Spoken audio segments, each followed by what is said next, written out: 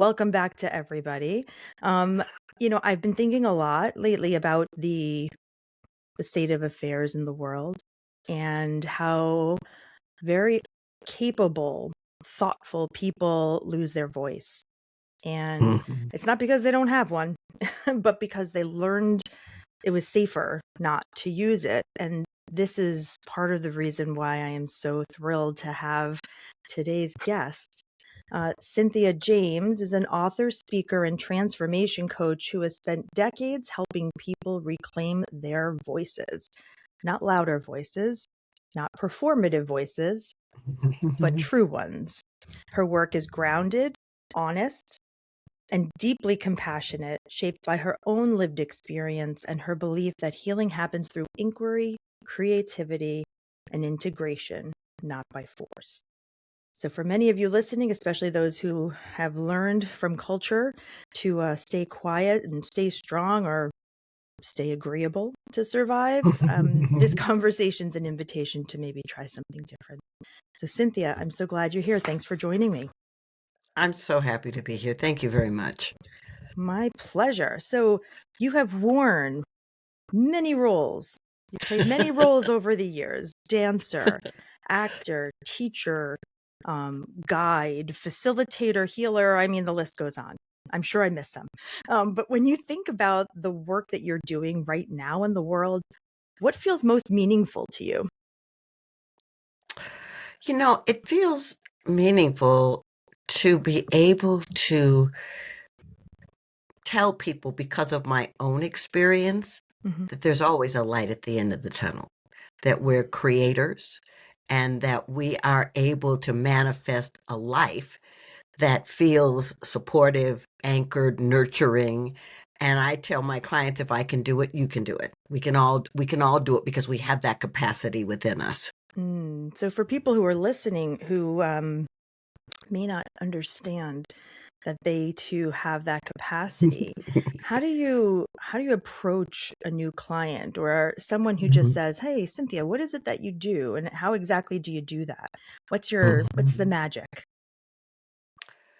Well, what I tell people is I'm an emotional integration leadership coach. And what that means is I work with leaders and I work with teams and I work with individuals to help them understand that emotions can hijack you if you don't understand where they come from and what patterns they're informing and what behaviors they're informing, and that there's a mind body connection. And once you learn the language of the body, because we have one, it's just not in our education system. Hmm. Once you learn that, then you can learn to know how your body is communicating with you Yeah. and how it's really asking you, because it's a messenger, to maybe take a different path or make a different choice.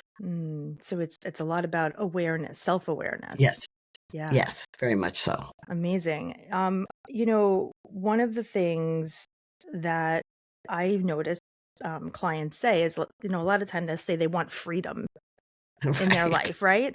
And Mhm. when you work with clients, what do you see them clinging on to like so tightly that keeps them stuck or keeps them from finding Mhm. that other version of themselves?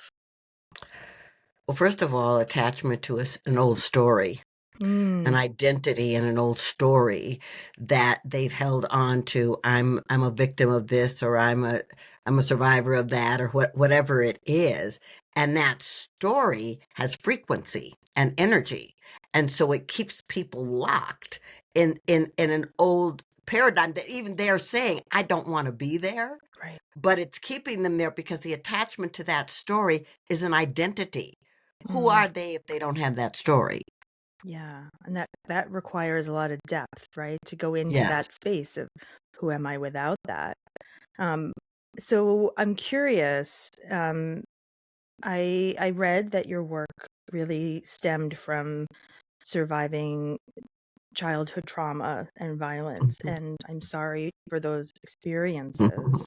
Um, what's something about healing from an early trauma, do you think, that still surprises you even now? Mhm. Well, you cannot erase the past. Mm. Um, Things that were a challenge in childhood. Um, if something comes in similar, it will trigger an old response or an old feeling. Mm-hmm. But once you have tools to go, oh, that's what's happening now, because a lot happened to me in the dark when I was a kid. So Mm. it was really hard for me to go into dark spaces. Oh, wow. Yeah. And so I had to get to the point where I'm like, okay, um, I'm in a safe universe. I have created a life that is safe for me, and this dark space doesn't belong to me. And so gradually, I mean, it took a while. It took a Sure. while, but what I want to say to anyone is like the past doesn't have to define you. I did a TED talk called "The Past Does Not Define You," Mm-hmm. and I really talked about whether it's familial patterns, whether it's environment, whether it's experiences, those things will hold you hostage until you decide what freedom looks like for you. Mm. That really hits home. And I did see your TED Talk, and it was fantastic. Um, Thank you. for anyone who hasn't had the opportunity, I encourage them to take a look and have a listen, because I think it's something that, when we talk about experiences from our past, a lot of times um, we do attach ourselves to, as you said, that identity, whether it's victim or it's, you know, broken person, or whatever wording you choose to use in the situation. And I find it amazing how many people have been through some type of traumatic event when they were younger, whether Right. it was identified as that or not. Um, and it's um, it's kind of interesting, I think, how people have different ways out of that. And one of the things you had mentioned, or I had seen, was that creative expression Yeah. is important in your work. No, undoubtedly, related to your dancing and acting, right? So, how are you expressing your creativity these days? Mhm. Well, I'm also a singer, Oh. and so I have a few albums, but some of the albums in the last maybe the last two or three really have been about me writing about experience, life experience. Hmm. So the music, because I really believe that music is kind of like tapping into the psyche of people through words and the music. Hmm. I am also in this moment writing a lot of poetry because Hmm. I, just like everybody else on the planet, I'm sure have sat back and going, what are we doing? Why aren't we taking care of each other? Why Yes. why aren't we loving one another? Hmm. And so I have a lot of tools, but for me, when I get to a place where something feels like it's really an angst, Yeah. I'll just sit down and I'll write. Me too. Yeah. There's something very therapeutic about getting the words and the thoughts out. And I think part of it, at least in my experience, has been, once that comes out of you, right, and you see those words or those thoughts on the page, you recognize, like, I'm not those thoughts. They are separate from me, Yes. right? Yes, Because absolutely. sometimes we're just living our lives in those, by those thoughts, when, they may not even apply to us anymore, right? Right. So how do you engage clients in maybe identifying their creative outlet if they maybe Mhm. never have done that before? How might people get into it? Well, I work with my clients to get in touch with their bodies. Mm-hmm. And that's the first thing. It's like if there's a constriction, if there's something tight in the body, it could be the jaws or the throat or the stomach or whatever, then it's got an energy, it's got a message. Now, Mm-hmm. for some people, journaling is really easy, and I will say give that part a voice. Mm-hmm. or I will take them into some kind of guided imagery or something where we can start to bring out that energy. For other people, it is poetry. For Mm, other people, it is writing stories yeah. about what they're feeling. I've had a couple of people create children's books based on Mm, what came out of them. So I think it's just a matter of giving yourself permission to explore what's happening in the body. Because if it's a constriction, it's holding on to something that no longer serves you. mm-hmm. Yeah, the natural state is benevolence, isn't it? Yes. Yes. Yeah, Yeah. I remember hearing that. I don't recall from where, but if something doesn't feel right, it feels tight, there's something up, right? Because our normal state 100%. it should be relaxed and at ease. Although it is very difficult, admittedly, to find that right now. So creative expression is ever more the importance of it is can't be overstated. Well, yeah, and let me just say, I was born in Minneapolis, Mm, and I literally lived 4 blocks from where Renee Good was shot. And mm, it brought up such interesting things for me. It brought up when I was growing up, that area was a red line area. And for people who don't know what that is, people of color were kind of put into an area. mm, And so it became a community place. We went to church, we partied, whatever, we supported.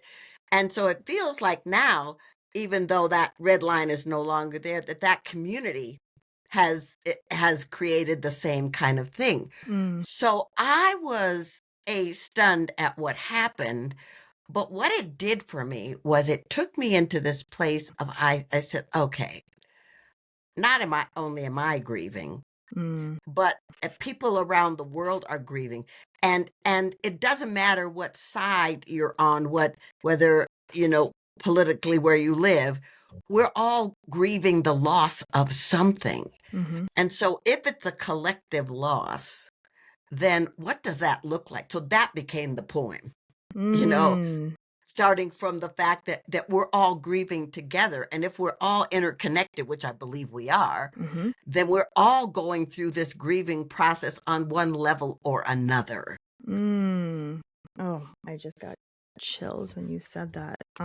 It's I agree with you wholeheartedly that the the idea of the collective is something that is not really spoken of that much, but I do feel Right. like the collective is completely grieving and in, I mean, despair almost Yes. when we see these atrocities.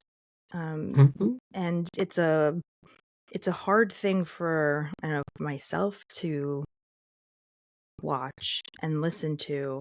It's hard as a parent with a teenager trying to you can't explain these things. They defy No, explanation, right? that's right. So I'm I appreciate you sharing that because um we are living in very unusual times. And I think, at the end of the day, I come back to the idea, like, what does anyone want? Like, take away labels, take away names, take away, just get a person face to face. What do you want out Mhm. of life? Right?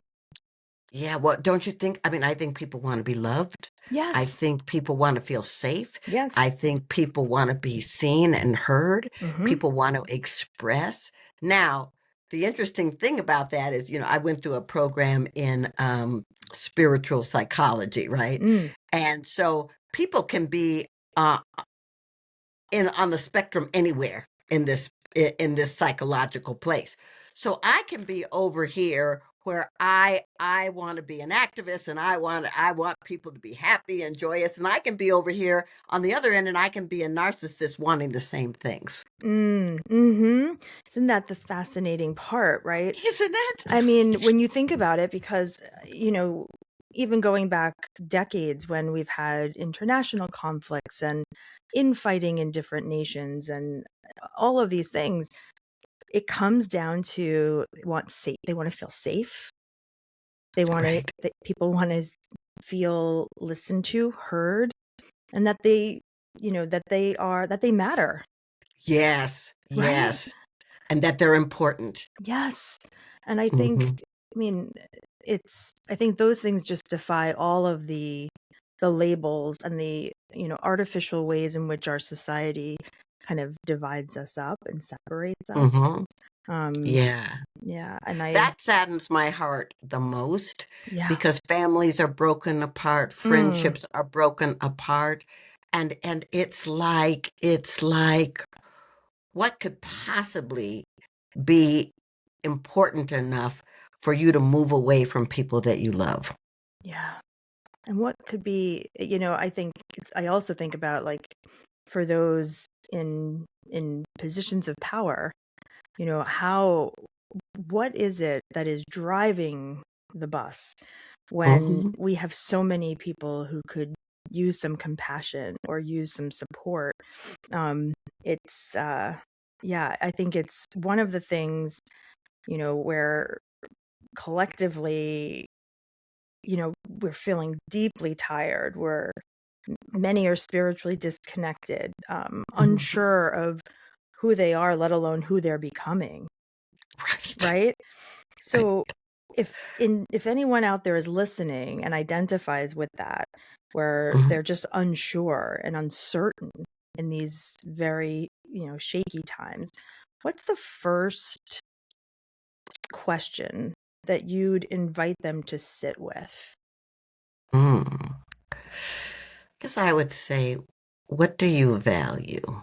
Mm, say more about that. Be- well, your values guide you. Hmm. So get clear about what you value and be in integrity with that. Because if you value life, if you value integrity, if you value um, grace or harmony or whatever you choose to call whatever you value, Mm, if your life is not in alignment with that, there will be some level of suffering. Now, mm, it could be mental or emotional or physical, or it could be financial. sure. But when we are out of alignment, and I think that that's what people are watching around the world, because if we say we are for humanity, or we're for if we're for our children or our planet, whatever it is. Hmm. But if we're acting differently, then we're out of alignment with what we say we value. 100%. And I mean, you don't have to look far to find that out in the world right now. And it's interesting, as you're saying that, um, I kind of feel like that it kind of, um, it trickles into like purpose, right? Hmm. So when we are aligned with what's most important to us, it allows us to kind of keep our eyes on like what is our purpose? How do we show up in the world? Keeping all of that in mind, right?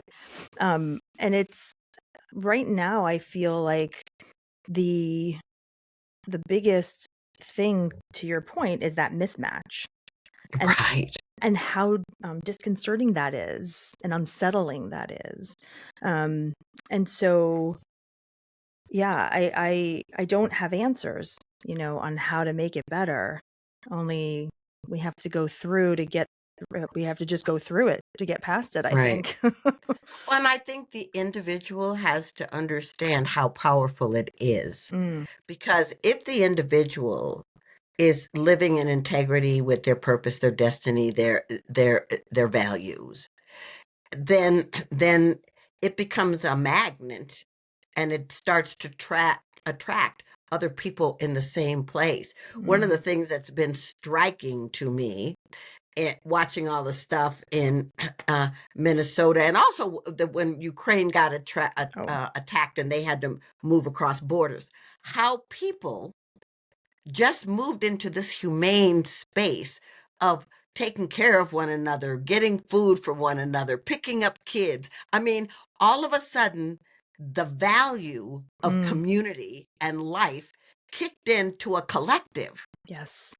So I just feel like the more of us that can be in that space, Hmm. the more we will find one another, the more we can be together, because I really think community is a powerful energy. Yes, it is. And I think to add to that, and we need to actively resist the urge to other people, right? To Yes. you are different, and so that is scary to me, right? Whether, and that's on a subconscious level, of course, but that is, I immediately was back to 9/11 in New York City. I was Right. there. I mean, it was Wow. it was incredible to be in the city at that time. Uh, People were just, I mean, embracing people on the street. Like, it was like nothing you would ever imagine New York City to be like. And it was Right. just, it's like the beginning is the best of times, the worst of times. But it really did bring out the best in people. And Around the world. yes, I a mean, hundred around the percent. world. Mm-hmm. Yeah. People moved into compassion unlike anything we had seen. Yeah. And I do believe, like, you know, if the people lead, the leaders will follow. It's going to Mhm. happen. That's right. It's just enough of us have to be fed up and Right. focused on what really matters. Yeah, I think that what we're looking at in the world, Hmm. whether it's our country or different places around the world, is that people moved into states of complacency, Yes. thinking they didn't have a voice, they didn't have to do anything, somebody else would take care of it, they didn't have to worry about, I mean, whatever. So we Yep. just didn't do anything. My grandmother, um, um, was, let me just say, intense about voting, right? My Right. grandmother was too. And she was like, "Do you know how many people died for you to vote? Hmm. How many people went through trauma for you to vote? Don't you dare take that for granted." So when I see people going, "Well, I am not going to vote. I'm going to stay home." I'm like, I can hear my grandmother back here going, "What? This is not okay." Yeah. Because that is a gift that we have, that we can bring our voice through a vote. Yes. Yes. I mean, that is like creative expression, right? Yes.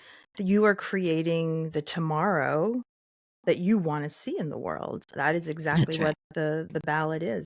My grandmother came here, my grandfather and my dad came from Ireland, and my grandmother's like, she used to say, like, one of her proudest moments was when she got her citizenship and she went to vote for the first time.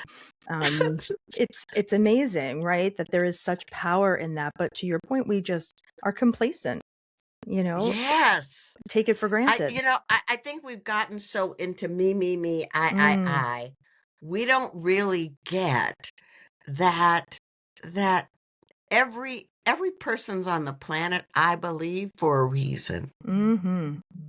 And if we're here for a reason, then that means, how about engagement? How about we really engage in life? Yeah. Yeah. And how would you advise somebody listening who's like, how do I engage? I'm just so exhausted by it all. Like, how do I do that other than aligning my values, which is of course a Right. great first step. What are some practical things they might be able to consider? I think, first of all, get clear about where you are. Mm, Most of us, when we're feeling sad or anything like that, we want to push it down. We don't want to deal with it. So we mhm. got a culture that eats it, drinks it, sexes it, whatever. Yep. But what if you can just go into an inquiry and go, okay, this is where I'm at. And what do I need in Mm, this moment? yes. What behavior is going to up level my consciousness in this moment? Hmm. And who are I call them my God squad. Hmm. Who is my God squad that I can lean into in this moment, that can maybe lift me up when I can't lift myself? Yes. Yeah. Back to the idea of community, right? Yeah. Yeah. It's I think so many points of wisdom right there. And I think, so many people want to, nobody wants to sit around and be sad all the time. Of course not. But sadness is a human emotion, and we're all going to feel it, and, you know, we're going to have it at some point, right? Instead of pushing it away, it's sitting with it and learning how to just be with it, um, and to recognize that it doesn't have to happen alone. Like, we can be sad and upset about what's going on in the world, and we can find joy in these creative outlets that maybe help Yes. us to reframe things a little bit, right? To take a step forward. 100%, 100%. And I feel like one of the reasons that podcasts are so popular Mm, is because people feel like they're in a community. yeah. They're in a community of people that are listening or that have the same kind of goals or ideas, you know? And so I guess anybody, what I'm saying, if you're listening, it's like, if you can find a community that you can be in or make a community great. But if not, just know that whatever you're doing, you can connect to places where like-minded people are there. And that's an energy. Hmm. That's a frequency. Yes, it is. Yes, it is. You did write a book called Does My Voice Matter? Yes. Back to the voting idea and all of the, well, really the atrocity in Minneapolis, but does my voice matter? Mhm. Can you speak to that a little bit and let listeners know about your work? So, Does My Voice Matter was my fifth book. And it was actually, uh, it came into my purview when the Me Too movement was Mm, coming to the foreground, and then I was watching all the things where rights were being taken away from women, from people of color, from, mhm, and people saying, I don't know what to do about this. I feel like I don't matter, and I feel like I don't have a voice. mhm, And so I started looking at my life because I've been on the planet for 7 decades, and I started looking at every decade. And every decade, there was stuff happening culturally mhm, that was impacting me to either step more into who I was or pull my power back, not use mm, my voice. And so when I started writing, it's not quite a memoir because it has tools in there for people, but it was really about the journey to owning who I am in the world mhm, and being okay with that and not pulling back my energy for anybody or giving my power away to anyone. I mhm. mean, it was a journey through these decades and my response to what was happening culturally. So I wanted to give people an opportunity to not just know my story. People who knew me were like, I didn't know that happened to you. Right. But yeah, yeah. But not just to know my story, but to absolutely see that it is a journey. It's not some kind of destination, Mm, that every step you take towards your own personal ownership and your own power allows your voice to come out in a myriad of ways. Well, I, for one, am very thrilled that you had that reflective instinct, because just in this short time, you have gifted all of us with so much wisdom. Um, how do people listening, if they're, looking for somebody to help them in the spiritual journey, or the transformations that you speak of, how do they find you and your work? Well, thank you so much. So my website is cynthiajames.net. Hmm. And you can click onto all the platforms there. And also, I have a podcast called Women Awakening with Cynthia James, and it's on all the platforms and it's on YouTube video. I've interviewed a lot of women who their whole impetus is to bring their voices to the planet. Well, yours is one that I could listen to and will continue to listen to for a long time. Thank you so very much for joining me today, and for really enlightening our listeners with a lot of wisdom. Thank you for sharing your story. I'm very grateful to be with you, and I'm really glad you're doing this work.